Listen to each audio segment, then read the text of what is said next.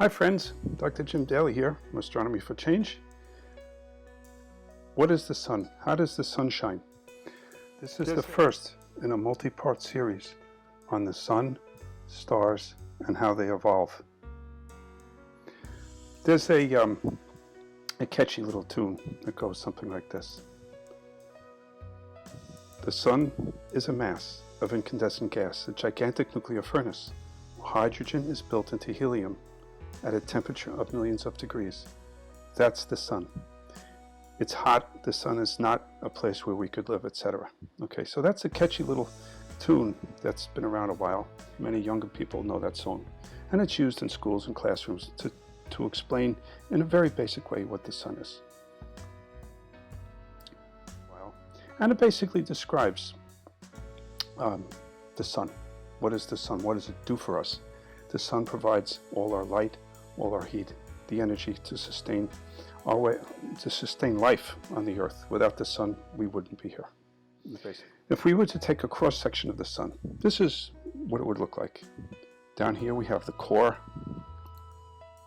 Then we have this region called the radiative zone, and above that we have the convective zone. As we ascend in altitude, the temperature is decreasing until we get to the surface where it's just shy of 6,000 degrees Kelvin. Down here in the core, it's in the millions of degrees. In fact, it's almost 16 million degrees Kelvin. Okay, and those temperatures is what allows the hydrogen in that core to be transmuted into helium. That process produces energy via the very basic but yet very powerful equation that Einstein first gave us back in 1905 with his special theory of relativity, E equals mc squared. Okay, that's called the rest mass energy. And when you take 4 protons, we're going to get to this a little bit later, but you take 4 protons, put them together, you produce helium and a lot of energy. Okay, so that's basically the process that's going on down here. That's nuclear fusion, where we're taking hydrogen, converting it into helium. 700 million tons of hydrogen is converted into 695 million tons of helium every second of every day, and it's been doing that for 4.5 billion years. That difference of 5 million tons was converted into energy, and that's the energy we feel here on Earth, 150 million kilometers away. Okay. This is a solar flare right here. This is a gigantic plasma loop starting here from the solar flare, looping around and coming back onto the sun's surface. Okay, there's a great observatory in orbit, it's in mission now, called the Solar Dynamics Observatory, where it's taking continuous images and movies of the sun every day, has been doing that for a number of years now, and it's taught us quite a lot and allows us to keep learning more about the sun, our closest star in space. And that observatory, the Solar Dynamics Observatory, allows us to see videos and images of the sun such as this. This is a recent video of a series of solar flares, all seen within the same day, within the same 24-hour period. The solar flare is simply an outburst from inside the sun of superheated plasma, right here. This is another one, similar, and this is one of the better ones. Here's prominences. These are loops of hydrogen gas, jets of hydrogen gas leaping off the sun's surface and coming back down. When you see these loops, what are these loops? Those are the magnetic lines of force produced internally in the sun that's directing this plasma as it loops above, jets above. It's ejected from the sun's photosphere, this outer, what we call a surface. It's not really a solid surface at all, but a plasma. That hydrogen is being ejected and is following the magnetic lines of force back down to the sun's surface. Okay, so the sun is a star. It's deriving nuclear fusion reactions in its core. Let me take a look at that here.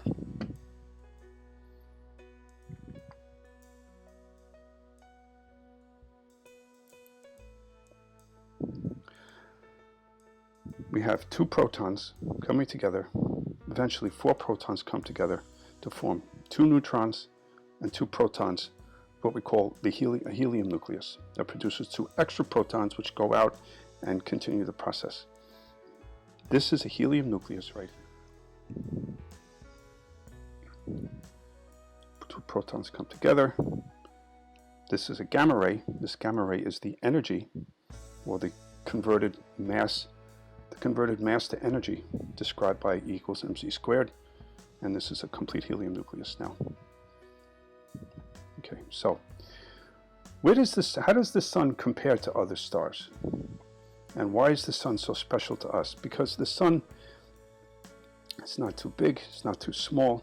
So let's take a look at the sun and how it differs from other stars and what makes the sun special, at least for us here on the Earth.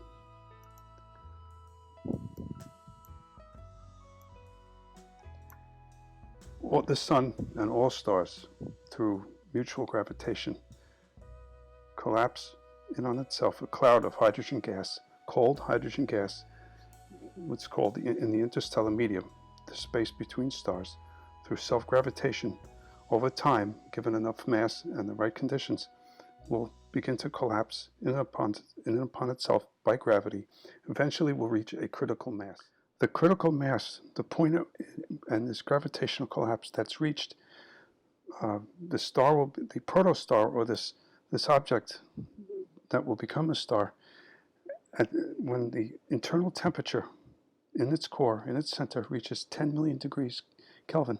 At that moment, we have a star. The minimum mass for that is about 1/10 the sun's mass. Anything smaller than that, or anything less massive than that, will forever remain a protostar, will never actually begin fusion reactions in its core, producing energy, a sustainable energy source of nuclear fusion, transmuting or converting hydrogen, 4 hydrogen nuclei, 4 protons, into a stable helium nucleus. That's the energy source that powers all stars in the beginning. Okay, so the point at which that happens, the critical temperature, it's not even so much critical mass, the critical temperature is 10 million degrees through gravity, the gravitational heating of that protostar, of that nascent star. When the internal temperature reaches 10 million degrees is when when the nuclear fusion begins. All right. Regardless of the star's initial mass, the initial mass will determine its entire evolutionary path, from the point at which point it falls on the main sequence to when it winds up, whether it winds up as a supergiant, a supernova, doesn't matter. The initial mass of the star is what determines its evolutionary path. From that point forward till it winds up in its last evolutionary state as a white dwarf, a supernova, what have you, a planetary nebula, and so forth. Okay, but the critical temperature is 10 million degrees. Okay, and that material that it formed from perhaps had been enriched with the debris from a supernova, the cataclysmic end to a high mass star that enriched it with heavy elements like oxygen, iron, silica, and those kinds of things that go into the formation of planets such as the Earth, and the raw materials for those planets, and eventually for life. Okay, so that's the backstory. The dust and gas in the interstellar medium collapses through self-gravitation, forms what we call a protostar. The protostar evolves towards a final position, what we call the main sequence. The main sequence, and you have to talk about that in a little bit, is the position on a star will inhabit or reside on for most of its productive life. And that point on the main sequence, and this is very important, is determined by the star's initial mass. Okay, a star like our sun had formed from about 5 billion years ago, from a location 2/3 of the way out in our galaxy from the center, towards about 1/3 of the way towards the outer edge of the Milky Way, had formed 5 billion years ago from a cloud of gas and dust in the interstellar medium, as an afterthought, not so much an afterthought, but as a byproduct of the star's formation. An accretion disk, or a gas of, or a disk of gas and dust, was left over from the star's formation, and that eventually formed the planets. So that debris disk, or the leftover debris from the star's formation, is what went into forming the planets. And that debris disk was enriched perhaps previously with the cataclysmic aftermath of the explosion of a high mass star. Something we'll get to in a later video. This video is just going to concentrate now on the sun and how it evolves. Okay, so the sun evolves, or the sun forms from this dust and gas in the interstellar medium, okay, forms a protostar that eventually winds up on this region we call the main sequence. Just click over here. Right, this is a diagram illustrating another diagram of the main sequence. Here's the sun here. If we go over to the left side is the brightness or absolute power output of the star. This diagram is also primarily known as the Hertzsprung-Russell diagram, named after two scientists, two famous astronomers, Henry Norris Russell and Ishnar Hertzsprung. Back in the early to mid 20th century, they basically mapped the temperature of the star here, the surface temperature, this is in degrees Kelvin, compared to its absolute brightness or its absolute magnitude. All right. Every star can be placed on this diagram in one form, in one place or another. Now, a star during its productive life, where it's stably converting hydrogen to helium, producing energy, is going to find itself somewhere along this region we call the main sequence. All right, that's kind of the backstory. This diagram here shows that a little bit differently than this. The previous diagram showed it more as an evolutionary sense. This is not an evolutionary path. This path is it's evolutionary in the sense that it evolves to a position here and evolves away from that same position to another point on this diagram. Okay, but a star never evolves upward in this sense. Okay, it evolves generally over here, so we would find a protostar. It evolves to a point on this region called the main sequence, and it will stay there for most of its productive life. Eventually will evolve off either to become a giant or a supergiant star, wind up as a supernova, or in the case of the sun, something called a planetary nebula. The sun never explodes in a supernova. That just simply doesn't have, it lacks the mass to do that. Okay, so this is the HR diagram where it's charting surface temperature compared to brightness in terms of the sun. The sun would be one unit, one solar unit would be here, and if we go down to the horizontal point, it's a G-class star. Our sun is a G-class star. The higher this, the more to the left in this diagram, the hotter and more massive the star is. And there's a direct correlation between the mass of the star and its absolute output, or its luminosity, and that would be listed over here. The stars such as is the star Spica, the star Polaris is up here. Here's the star Vega, that's the contact star. Here's Sirius, the brightest star in the sky, and here's Altair, right here. This is a star in our summer sky. These stars are white to blue-white. Okay, they're hotter than the sun. They're shorter lived than the sun. Our sun here will live between 10 to 12 billion years in total. Okay, its productive lifespan is about 10 to 10.3 billion years. Okay, so right now we're about 4.5 or 4.6 billion years into that, and eventually, over the course of the next 2 or 3 billion years, the sun, the helium, the sun's complement of hydrogen gas in its core, which is the primary fuel source, that eventually will be transmuted into mostly helium, at which point the sun will collapse internally, heat up, and then through another nuclear process will evolve away from the main sequence, never to return to a series of two phases here. One as a subgiant, would become as a stable helium-burning star. Eventually, once the helium gets depleted, then it will rise again, become a red giant star, And the same thing will happen again. The helium will be depleted, and because the sun lacks the mass to continue this process, this is the process that will build the periodic table of the elements right here.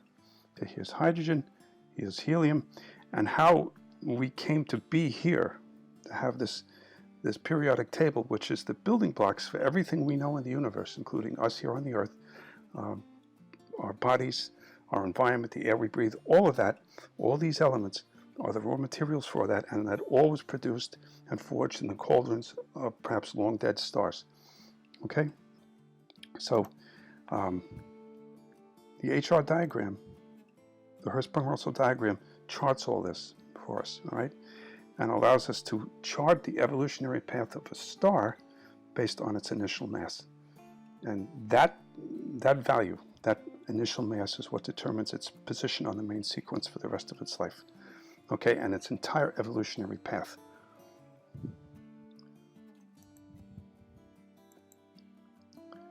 Okay, this is a more detailed HR diagram. This particular chart was produced by the Hipparcos satellite. It was a mission, it's a now decommissioned mission by the European Space Agency, where over 1 million stars were cataloged in the HR diagram. So this is an empirical diagram. Our sun would be pretty much right about here. The high mass region of the HR diagram and the low mass region of the HR diagram are going to be topics for future videos. Right now, I want to just give you this introductory video on the evolution of the sun, how the sun born, how it lives out its life, how it produces the energy, and how it ends, and so forth. Now, I did mention previously, a few minutes ago, that the nuclear process changes inside the sun as it ages. Let's go back here. Okay, this is the sun now. Okay, the hydrogen, the proton-proton chain, that's what this is called, is occurring in a stable fashion inside the core of the sun. The sun, that energy then is transmitted by radiation through this region we call the radiative zone, and then as it cools, the material becomes more opaque and a little bit more dense, and then the energy is transferred via convection in this convective zone. You see these little cycles here? Well, the radiation comes up, the hot gas rises, is radiated away from the photosphere. That cooled region, then, the gas will subside and drop back down to the radiative zone, pick up some more energy, and so forth. This is a continual process. That's how the energy is transferred from the core of the sun up through the radiative zone, out through the convective zone, and away from the photosphere of the sun. All right. These over here, the sunspots, are essentially slightly cooler regions on the sun's surface, and thus they're slightly cooler, and compared to the surrounding area, they will appear dark, but they're still very hot. All right, and this occurs because of breaches in this photosphere by the sun's magnetosphere. Basically, the magnet, because the sun is modeled and behaves like a fluid, the magnetosphere of the sun then will become warped and twisted, perhaps, and will breach the surface or the photosphere, causing an interruption in the energy, and thus that region of the sun then, because it's lacking in the same amount of energy in the adjoining regions, will appear darker. Okay, the region right above the photosphere is called the chromosphere. Right, it's a region just above the photosphere. It's slightly hotter than the photosphere. We call that the chromosphere, and beyond that is the solar corona, the hot, tenuous outer atmosphere of the sun that actually extends out to where the Earth is and further out.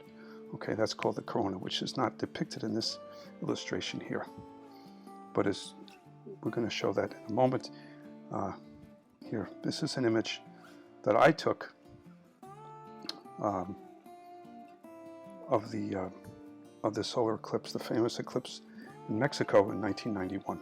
This is the total solar eclipse as observed by me and photographed by me with my 6-inch astrograph, or a 15-centimeter astrograph, from Cabo San Lucas, Mexico, July 11th, 1991. It was deemed the eclipse of the century, and you can see the outer tenuous solar corona here, and the various shades. This is a composite image produced by 22 separate frames, each with a different aspect of the eclipse. Here you can see the prominences, the bright pink prominences being ejected from the sun over here, and here you can see traces of the solar chromosphere, and the solar corona extends much further than this. This is a series of 22 images ranging from half a second all the way out to 1/500th of a second, all put together to form what they call a composite image, showing all the aspects of the eclipse in one image. All right, so that's what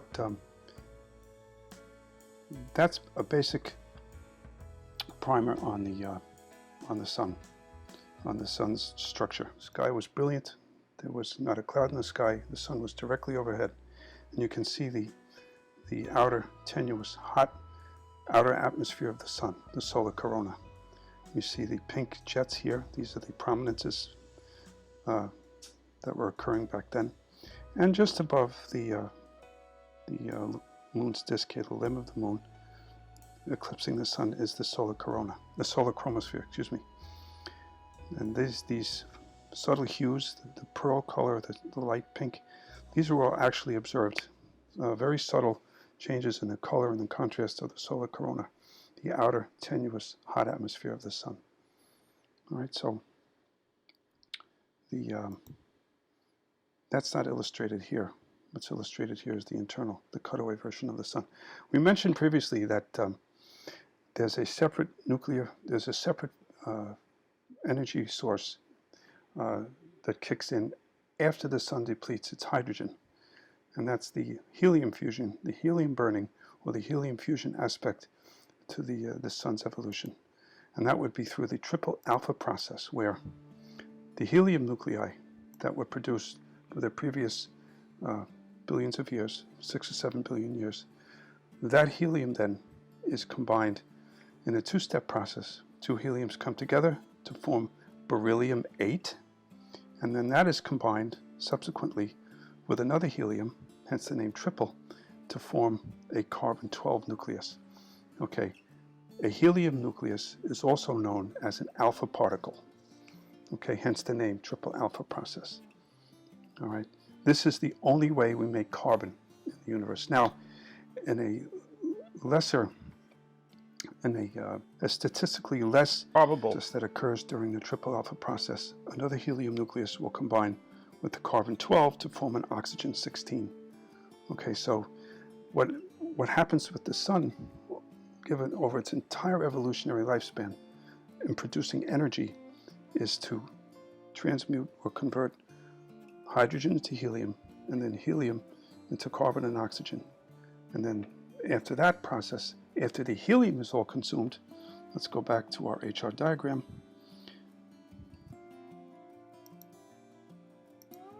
Here,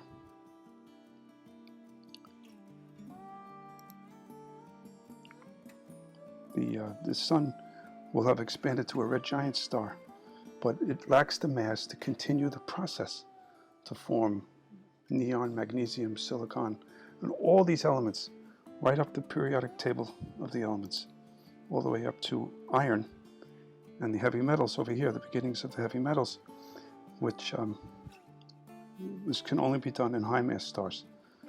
All right, we're going to get to that in a later video, but for now, this is what goes on inside the sun. Okay, I had mentioned in the talking about the triple alpha process, in a slightly less, in a less probable phase of the triple alpha process, the carbon-12 then will combine with a helium nucleus to form oxygen-16. Okay, so the triple alpha process, which occurs in stars like our sun, and in just about every star now, okay, is the only way we produce carbon and oxygen.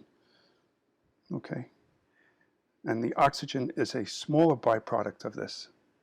Carbon is the main product of this process. Oxygen is a lesser. The amount of oxygen that will be produced by this process is smaller. Okay, so most of what comes out of this process is carbon, okay, with smaller amounts of oxygen. So the end state for the sun then is a red giant star. Eventually, we become a white dwarf. Okay, when the sun lacks the mass to continue this process further, it will then evolve in this direction, cross the main sequence, become a white dwarf star. Its core will become a white dwarf star, and it will be surrounded by the outer expanding envelope of what used to be the sun's photosphere, and we'll call that a planetary nebula, with the white dwarf at its center, no longer producing energy, but still very hot, and that heat, the ultraviolet energy coming from that white dwarf star, will then ionize the expanding gas ring, and we see these beautiful planetary nebula. We took a look at one previously, what we call a Messier 57, the Great Ring Nebula in Lyra. I know I mentioned that. I spoke about that in a previous video. That's the end state for our sun. Okay. I hope everybody enjoyed this video. If you liked it, please do like, subscribe, and share. And this and all the other videos, what we do is we publish a small article in our articles and stories section of our website as a link, as a courtesy, so you can just launch the video and take a look at it right from inside the article. We put those with each new video we publish. That's as a courtesy to our audience.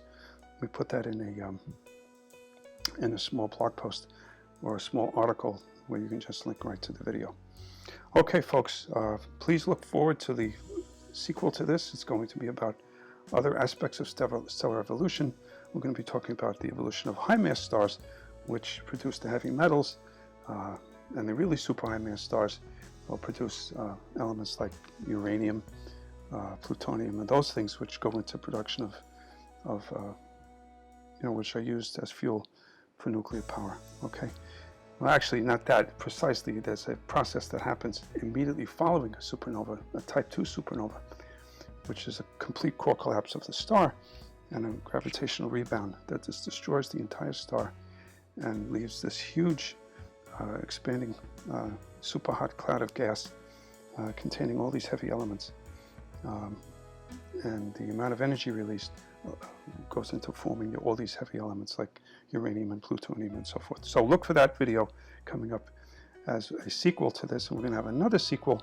We'll talk about the other end of the main sequence, or down here, the low-mass stars like Proxima Centauri, which is down in here. There it is, Proxima Centauri, a low-mass star. That's our closest stellar neighbor in space, the red dwarf star Proxima Centauri.